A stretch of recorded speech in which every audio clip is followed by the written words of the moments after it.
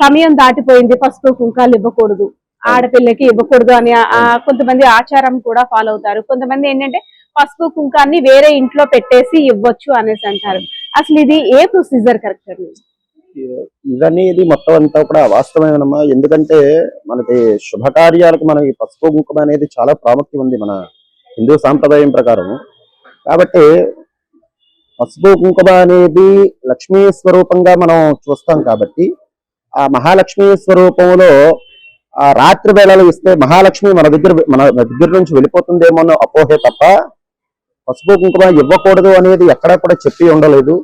అలాగే మనకి అన్ని విధాలుగా శ్రేయస్కరమైనది పసుపు కుంకుమ. అంటే మనం మెడికల్ పరంగా కావచ్చు, లేకపోతే కొన్ని విధాలుగా ఆయుర్వేదకి మందుకు సంబంధించినవి కావచ్చు, ఇలాంటి వాటి అన్నింటిలోని కూడా మన పసుపు అనేది శ్రేయోదాయకం. అలాగే సుమంగళిగా మనకి పసుపు కుంకుమ బొట్టు ఇవనేవి ఎప్పుడైతే ఉంటాయో స్త్రీలు కూడా సుమంగళి అని కానీ మనకి మట్టెలని పెట్టుకోవడం ద్వారా వివాహం అయింది ఫలానా వాళ్ళు తాలూకు వాళ్ళు, ఇలాంటివన్నీ కూడా మనకు తెలుస్తూ ఉంటాయి. అలాగే నుదుటిని బొట్లు పెట్టుకోవడం ద్వారా మనకి జ్ఞాననేత్రం అనేది ఉంటుంది. ఆ జ్ఞాననేత్రం అనేది మనోనేత్రం, జ్ఞాననేత్రం అనేవి ఉంటాయి.